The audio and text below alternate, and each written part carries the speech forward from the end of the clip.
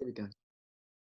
Okay, so if we're looking at what the agenda is on Earth at the moment, we have to understand how it all came about.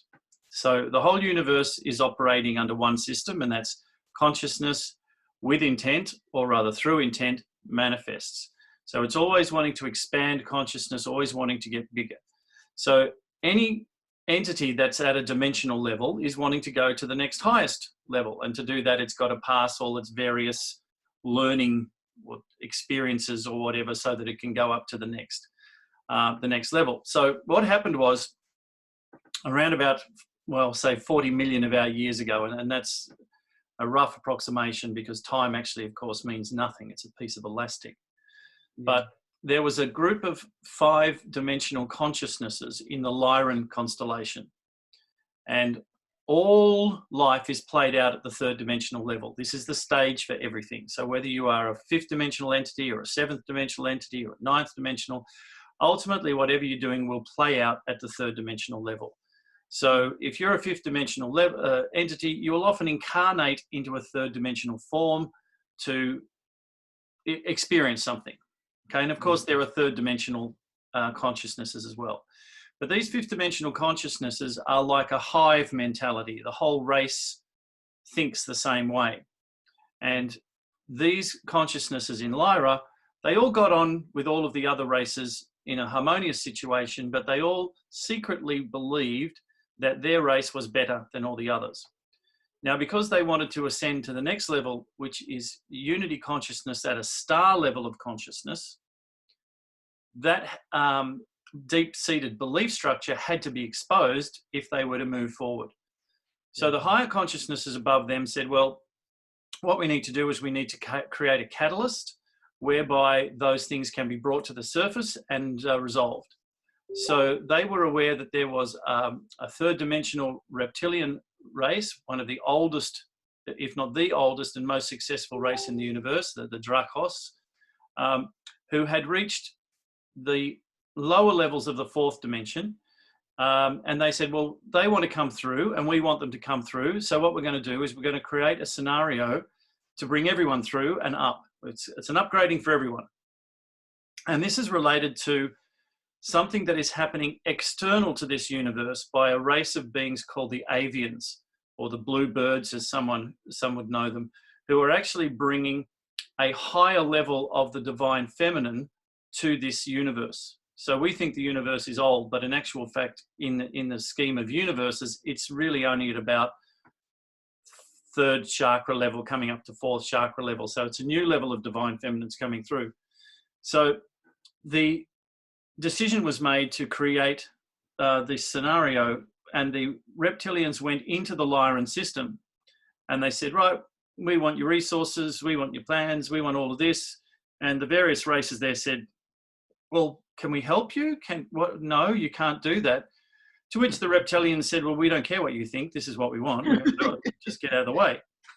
And it caused a war between the reptilians and various Lyran races, but it also caused a war between the various Lyran races themselves. So there was what we might call a fractionalization of consciousness that went on.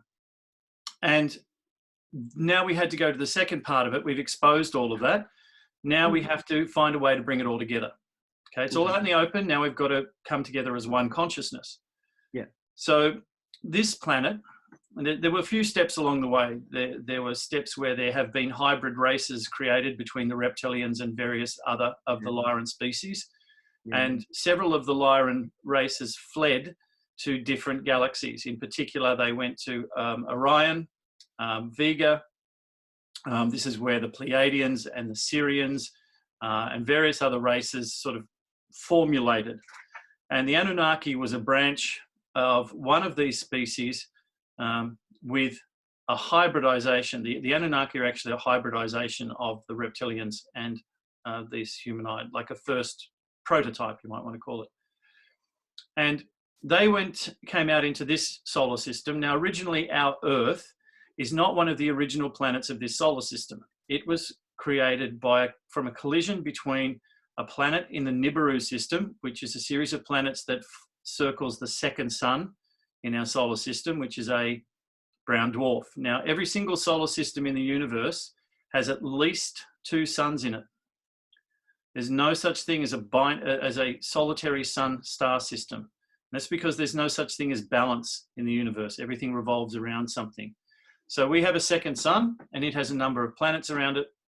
And in one of its sojourns, when it comes in close to our Earth, one of those planets collided with a planet that was where the asteroid belt now is.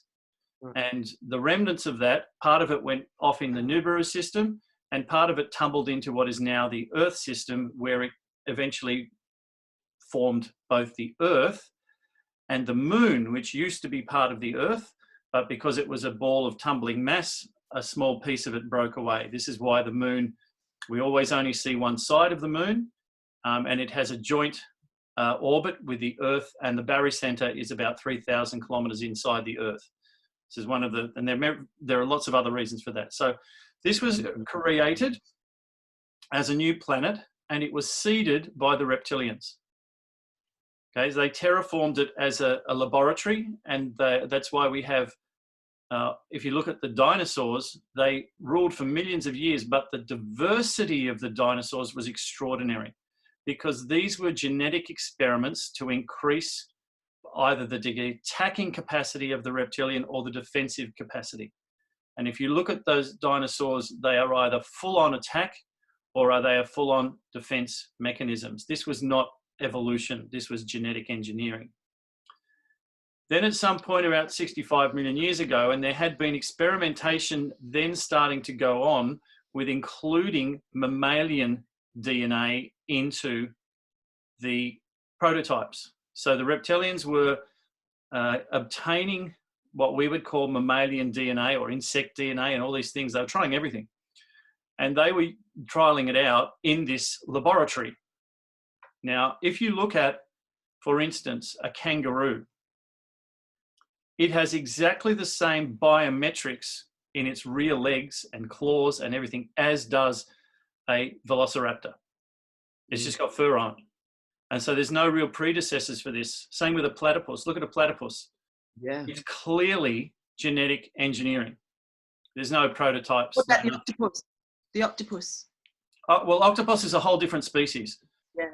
They're incredibly intelligent, but they're a totally different species. And they have an interest in what's going on because that's one of the life forms that are out there. Same with insects. That's why we have all these species here, because all these consciousnesses are part of this big shift. So there was a number of experiments that went along, and then the Anunnaki came here and they used the primates to create a slave race. Now, what happens with consciousness on a planet is the consciousness of Gaia, of this Earth, involves all the species that are on the planet. The same as every cell in your body has its own consciousness. You are the overriding consciousness of each and individual billions of cells that are within you. They all have a different function. So Gaia is an overriding consciousness. So when a form is created that consciousness can step up into, it does.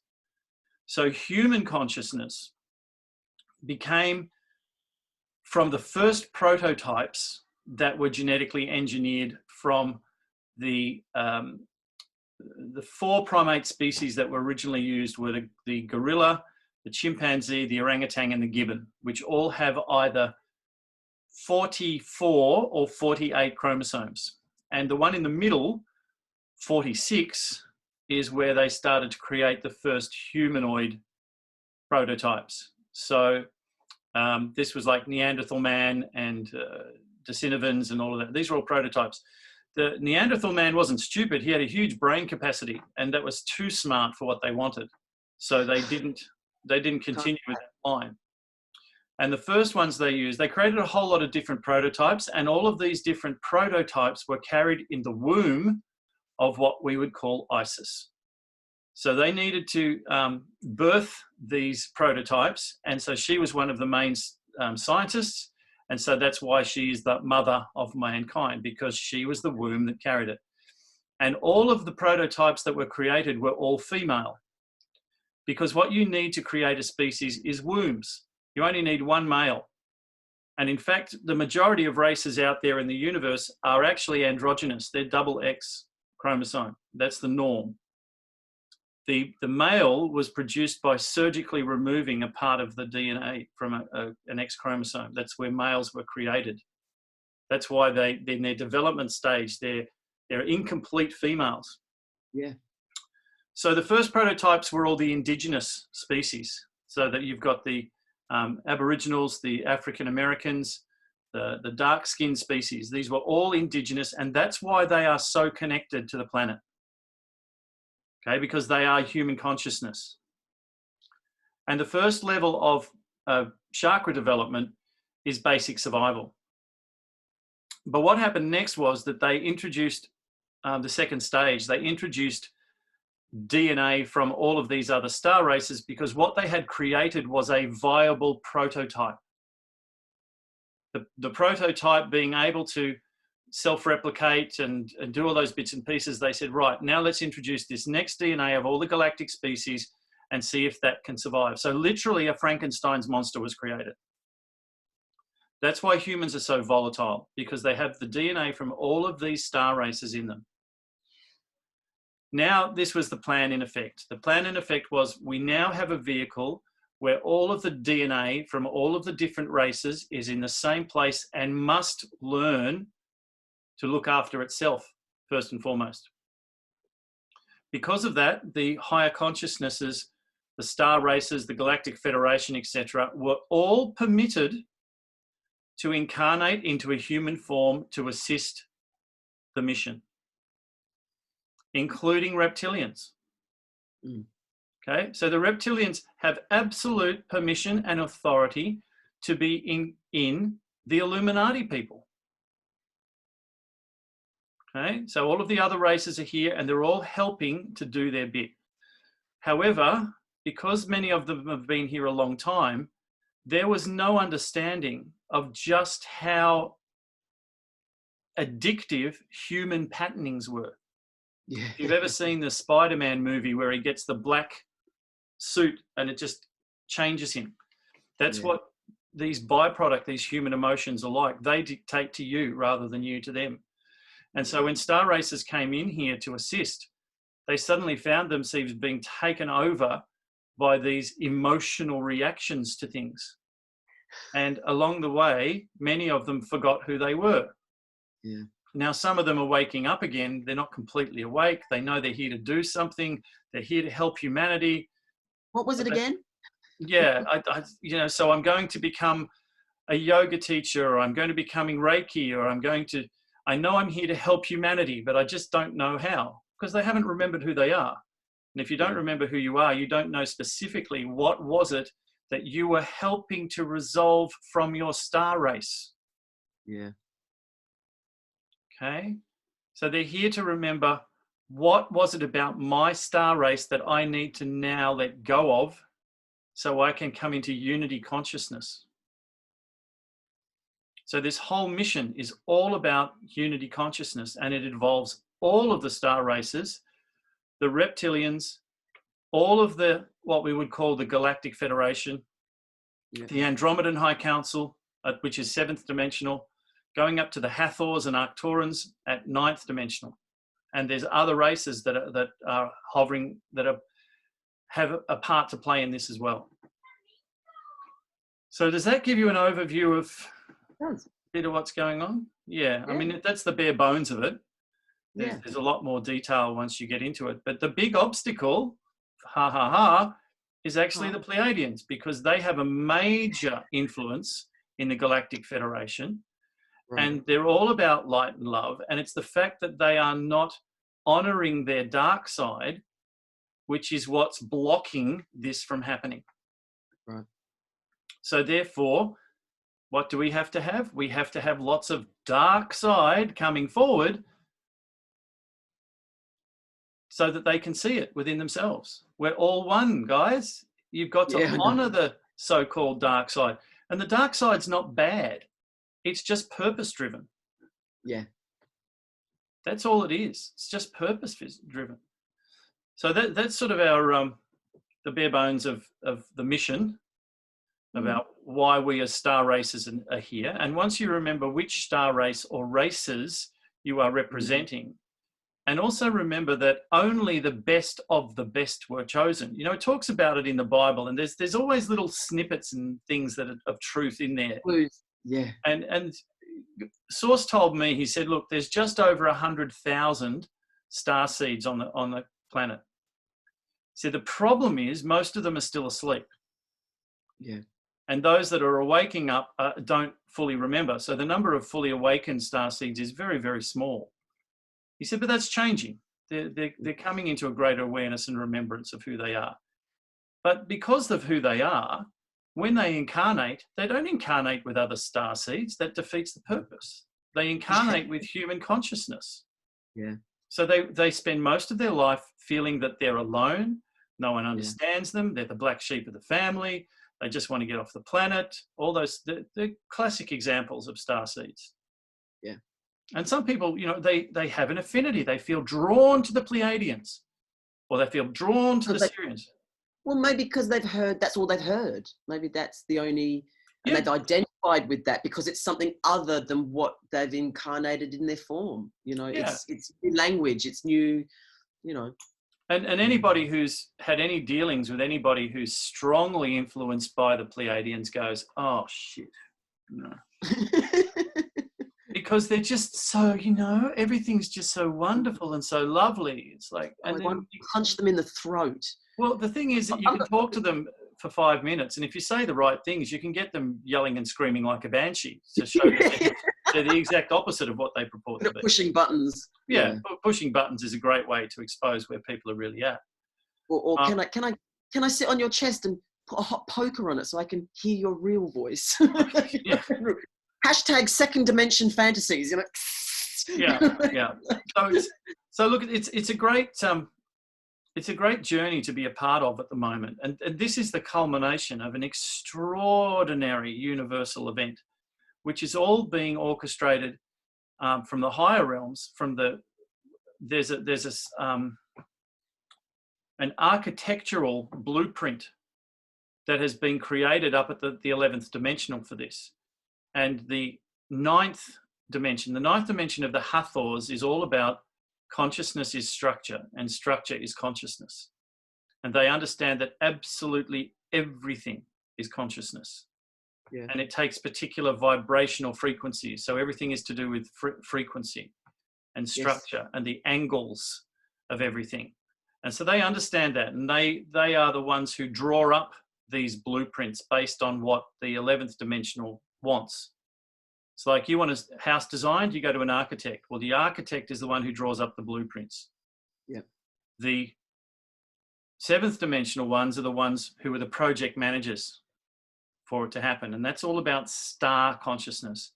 So what's been orchestrated is this is playing out in the 3rd dimension here at the same time that 2 black holes are going to collide. This is extraordinarily rare, that 2 black holes would be even close enough that they would collide, because... That's like a bad thing.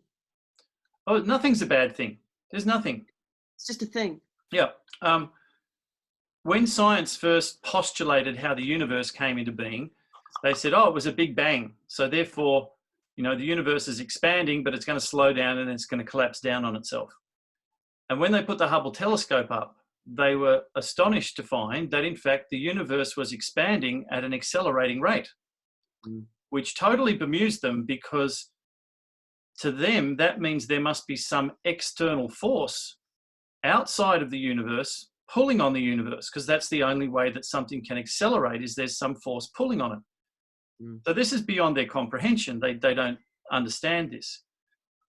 But the simple thing is, the whole universe is consciousness, and it expands from every micro point simultaneously, giving the illusion of expanding universe. Now, if you put 100 balloons inside a box and blow them all up at the same time, you get the illusion of an accelerating expansion. Okay, so every micro point is a point of consciousness. That's why the universe is seen to be expanding at an accelerating rate. Now, in that circumstance, to suddenly have two black holes coming together is extraordinary. Now, we know that black holes are the storages of memory.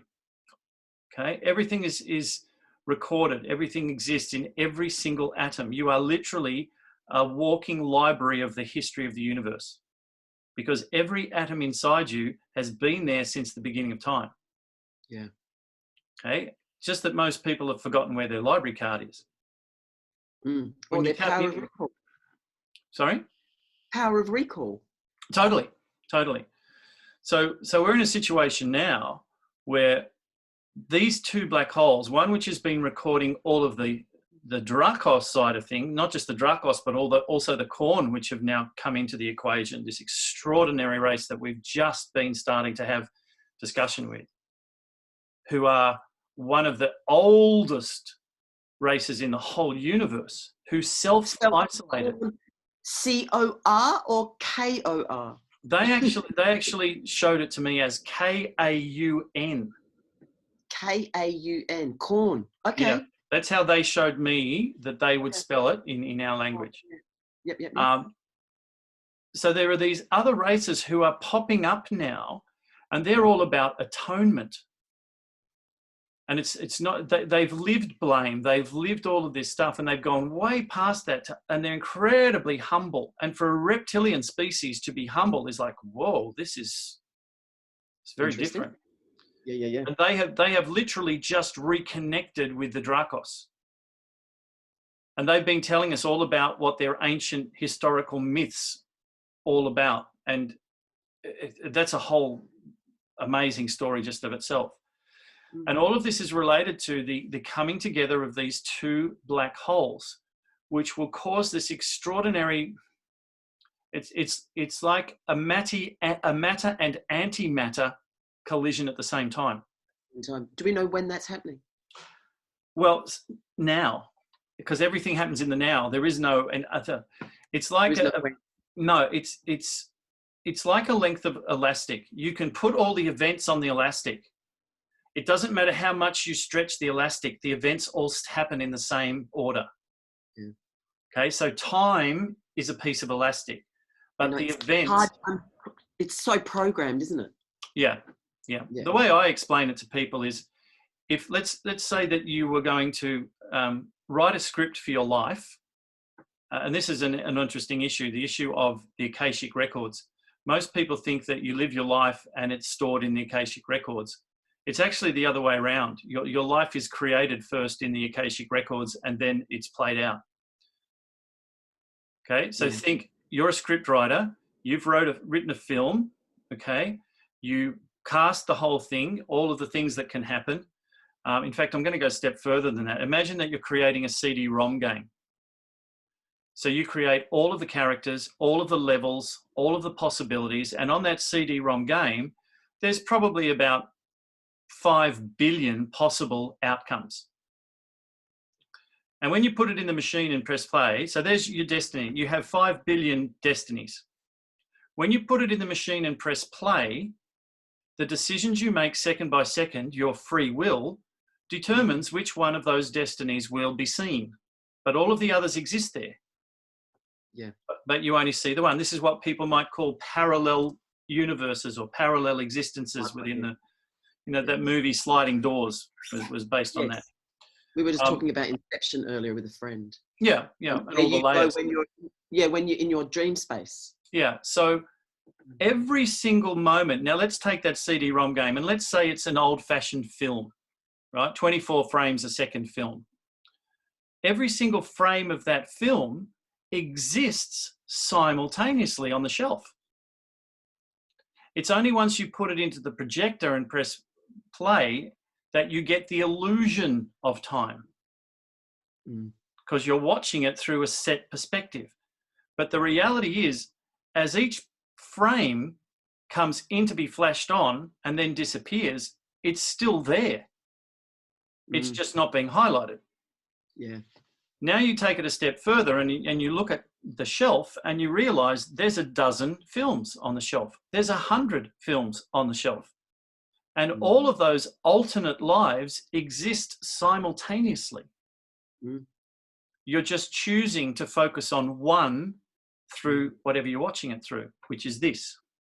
Yep. This is where your ego comes in, because it's your ego that connects you from that realm into this realm. This is why your ego is so important. There's a lot of people saying, oh, you've got to, kill the ego. You can never kill the ego, because it's the thing that keeps you in this realm. The secret to your ego is to have it focused on keeping you fully aware in the now, not to be projecting into the future based on fears of the past. Yeah. So your ego's got a really important role, and you give it that importance and say, don't focus on tomorrow. Don't worry about yesterday. Just make me aware of what's happening in this moment. And when your ego understands how important that is, it won't allow itself to do the other things. Yeah. Yeah. So it's actually unhealthy not having enough ego. Like people say, oh, you've got big ego, like it's a bad thing. But, so people who don't have a great self-awareness, people talk about how important it is to have self-love. It's like, oh my God, that's the last thing you want, because then you become self-absorbed. No, narcissism. Yeah, you just want to be self-aware. Yeah.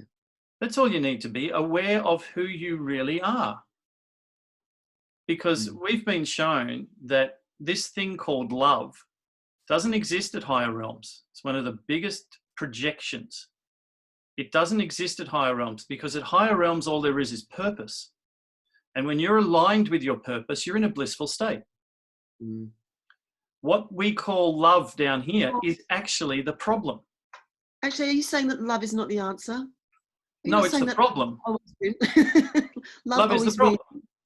If you actually, no one can define what love is without using other things. Love is compassion. No, compassion is compassion. Strip away all of the things that you would use to describe love, because you can't describe it. But what has been shown is, because of this combination of all these races, there is this essence, which, if it can be distilled out from all the other bullshit, brings people together on an extraordinary level. And that's what the higher realm, that's what Source is interested. He said, if you can distill out that element from what you call love, which has all of these impurities in it, that all the problems on this planet are called by this thing, by love. You're either absorbed, you're either obsessed, you're dependent. It's something that does not exist in the individual, because it's totally dependent on everything else outside of you. Yeah. But if you can distill all of that away to what this thing is that connects you all, that would be amazing. But don't call it love, because it's not. Because in the eyes of Source, what we would call love is no more valid than hate or injustice or ignorance. These are all just tools to the drama. And what Source calls it, he says, you're all chasing rainbows. Instead of becoming more... It's the pot at the end of the rainbow. No. You are the pot. You are the pot. You think it's elsewhere. You are the pot. So it's purpose, not love. It's purpose. You came here with purpose. What was the purpose you came here to do? It's like, think an actor playing a character in a play. He doesn't walk out on the stage to discover love and self-adulation. He has to play the role of the character in alignment with the script. Shakespeare had it 100% right. Well, it wasn't Shakespeare who said it, but all the world's a stage and the men and women merely players. Absolutely spot on.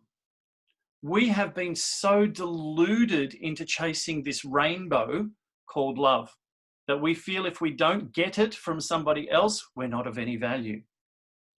That we have to give love to get love. We've become addicted. This is a human emotion. All of the other races, all of the other star races, they go, what the hell are they doing? Are they on drugs or something? Yeah, it's like, why are you pushing up with that? Oh, and see, they all see that is dangerous aspect of humans. They can't be relied on. They're unstable. Oh, this is why they're not being admitted to the fifth dimensional realm. They get stuck at the fourth dimension. Yeah. Now, the fourth dimension is where you have left your body, but you're still emotionally attached to the third dimensional realm.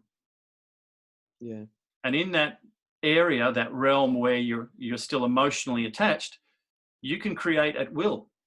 So you will create heaven and you will create hell, all of these things, until you realize you've just created another prison. Yeah. And so in that, you revisit it and you think, oh, I think I need to go back into that realm and try that a little bit differently this time and not be attached. That's how it all, it's all very, very simple the way it works. Yeah. Yeah. So I covered a little bit of territory in that. You probably understood and were aware of most of that anyway. Yeah. It's interesting because you can hear information 50 times or at different places or again. It's just the frequency that you hear it at sometimes. Oh, yeah. Okay. Yeah. I can hear it. And sometimes you get one thread that clears up, that removes the fog. Yeah. The dots start joining. Yep. And you go, I'm seeing the picture now. The fog's clearing and I understand that. And you know, I speak to a lot of people who are in the fog and they do a thing that I call polyfiller spirituality, is that they've got chunks of it and they fill the rest in with polyfiller based on their belief structures. Yeah. But when you ask them specific questions, they can't answer because the polyfiller is not the truth. Yeah. And then some point down the track, what happens to the polyfiller? Cracks. Cracks. Or they are marketing it really well and just busy on earning money on that little section. Oh yeah, and that's okay too. And then somewhere along the line, the time comes where the mirror's held up to them and suddenly their ego's exposed, or it's time for them to wake up completely. And they run into somebody like me and they hate me because I hold the mirror up. And I go, it's not me you're hating. You're shooting the messenger. Yeah, I know, isn't it? It's like, I'm just showing you who you really are. You're showing who you really are because I see through the disguise. Yeah. And I'm helping you because I'm doing what exactly is happening at the galactic level. I'm helping you move through your blockages by bringing them to your awareness. Yeah. And we have a lot of that going on at the moment. A lot of people who are in transition state. They're going from caterpillar to butterfly. And that bit in the middle where you have the gut-wrenching part where you don't know whether you're Arthur or Martha is not pleasant. I feel like I'm coming out the other end of that though. Yeah, you are. That's why this next trip to Egypt is going to be extraordinary. Really important. Yeah. Because it will have gone through this, I will call it traumatic time. It is a trauma for many people. We'll have gone through it, but many people are going to come out the other end like the butterfly, but be blinded by the light. They're going to be going, oh my God, I don't, who am I? What am I doing? What are these things on my body now that I can flap around? And well, how come I can see in color now and I could never see in color before? They're going to be seeing in a whole new dimension. And they're going to need someone around to say, that's okay. This is normal. This is who you are. I after we were talking today, I suddenly got the vision that there could be as many as 60 people. Yes, I got that too, actually. Because when I was leaving, I mean, even during my visit, and it was not very long, it was only maybe 3 weeks. I mean, we had a lot of things going and there was probably a crew of about 16 or 17. And of course, it's managing egos, isn't it? And you chuck my boy in the middle of it. He's like a firecracker. He just reflects, oh my God, isn't it? So he's as bright as he is dark.